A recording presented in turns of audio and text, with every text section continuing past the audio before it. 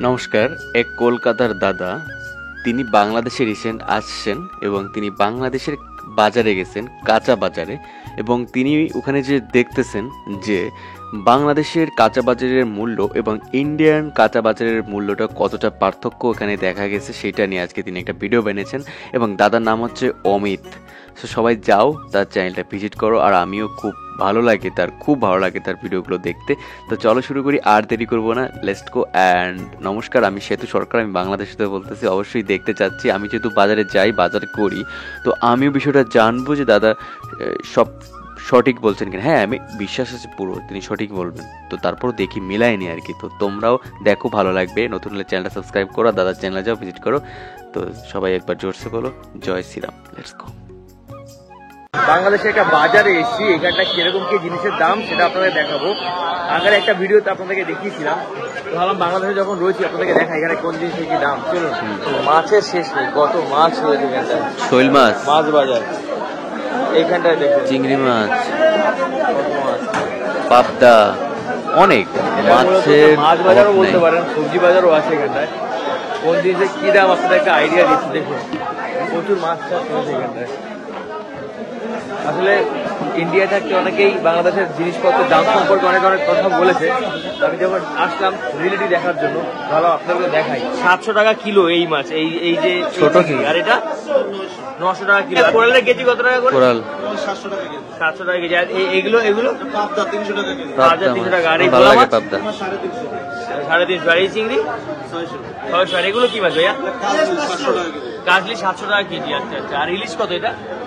এটা হলো 1500, এটা হলো 1000। আচ্ছা, ইলিশ একটু 1500, বেশি হয়ে গেছে। ঠিক আছে। এই হচ্ছে গিয়ে দাম বাংলাদেশের, একদম হচ্ছে গিয়ে মানে বাজারের পিক আপ পয়েন্ট। সেই টাইমে এসে আমি তাদেরকে দাম জিজ্ঞেস করছি, তাও দাম তারা বলেছে, ভালো লাগবে না শুনে। ওই 500 টাকা কেজি ইলিশ না, ওগুলো 60 ইলিশ বলে, 60। আচ্ছা, এগুলোকে বলে বেবি ইলিশ নাকি ঝাটকা বলে? ঝাটকা। এটা হচ্ছে 500 টাকা কিলো ছোটগুলো পোকা ইলিশ। এগুলো কত করে কিলো? বাংলাদেশ আমি খাই না। এই পাঙাশের দাম 200 টাকা করে কেজি। দেখুন, আর তেলাপিয়া বড়গুলো খাই, ছোটগুলো খাই না, পুকুরের গুলা খাই। বড় সড়ো একটা মাছের দোকান, মাছের বাজার। এগুলো কি মাছ ভাই? সাগরের পুঁটি। এগুলোর দাম কত? এগুলো অনেক টেস্টি। ছোট দাম 200 টাকা কেজি। সাগরের পুঁটি মাছ 200 টাকা কেজি। 200 টাকা কেজি। সাইজে ছোট তো অনেকগুলো ওঠে কেজিতে। এই যে শোল মাছ, এইসব 500 টাকা কিলো। শোল শোল মাছ মাছ তো অনেক ভালো। এগুলো হচ্ছে এগুলো পুঁটি মাছ বলান। এগুলো কত করে কিলো? 200 টাকা কিলো। আমরা সামনের দিক দিয়ে আরো ঘুরে আসি। বাজারে ব্যাপক পরিমাণে ভিড়, প্রচুর লোক। জিনিসপত্রের দাম আপনারা কম্পেয়ার করে নেবেন এরকম কি। আমি ঘুরে ঘুরে আপনাদেরকে দেখাই, আপনারা জাস্ট কম্পেয়ার করে নেবেন। সামনে আরো দোকান আছে, সেদিকে গিয়ে দেখাই। হ্যাঁ, না না না, টমেটো কত করে বেচেন? 20 টাকা কিলো। দেখছো, আমি বলছি না ঢাকায় 20 টাকা কিলো টমেটো, ওই গ্রামে বিক্রি করে হচ্ছে বিক্রি হচ্ছে। মূলো কত করে বেচেন টাকা? মূলো ওগুলো দাম এখন বিশেষ করে আমাদের বাজারে 1 টাকা কেজি টমেটো। 4 পিস 44 টাকা ডিম। দেখেছেন এখানে ডিমের দাম তো 4 পিস কমছে। থেকে বলে হালি হিসাবে বেচে। এক হালি মাত্র 44 টাকা। 52 টাকা ছিল, 52 টাকা আমি নিজে আমরা এখন কিনেছি। সবজি মার্কেটে চলে আসলাম, এটা হচ্ছে সবজি মার্কেট। নাকি আমি কিনতে গেলে দাম বাড়ায় দেয়। একটা আইডিয়া আপনাদেরকে দিই, যেটা আপনারা কি বলেন এটাকে? গরিব বলে। পাতাকপি। এগুলো কত করে কিলো? কত? 20 টাকা পিস।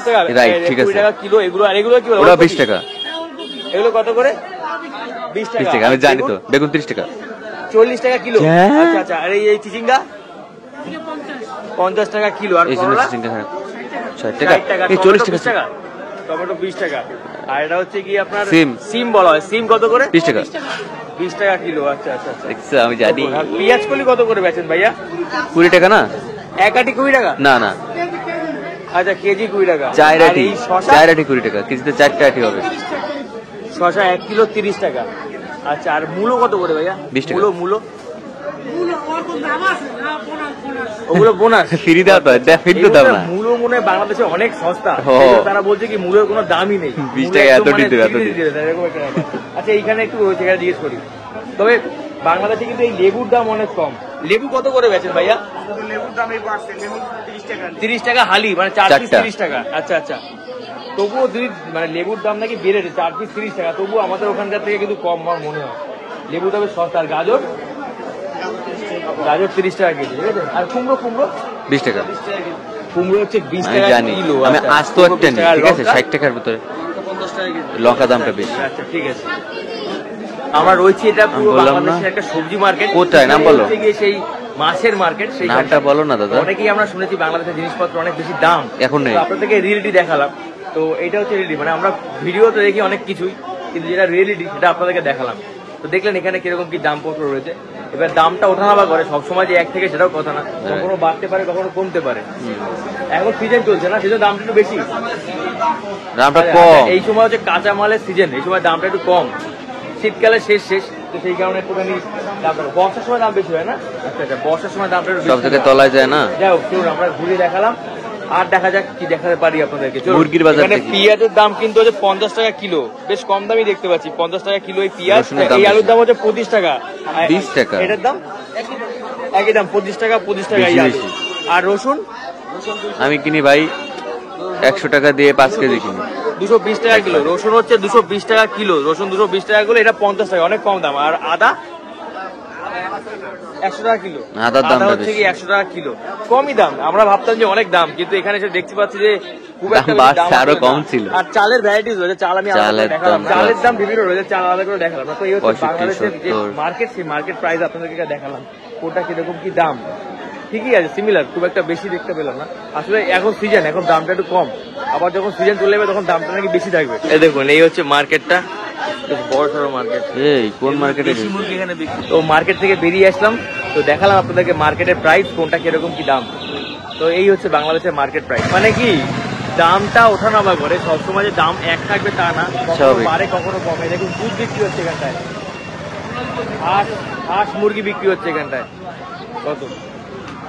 রাস্তায় हाथ घाटे मुर्गी पायरा कबूतर बोले तारा कबूतर कबूतर हिंदी में हम लोग जैसे बोलता है ना कबूतर ऐसे कहना बोले আমরা तो পায়রা 90 বলি না, টাকা কবুতর বলি। 90 টাকা করে 2 লিটার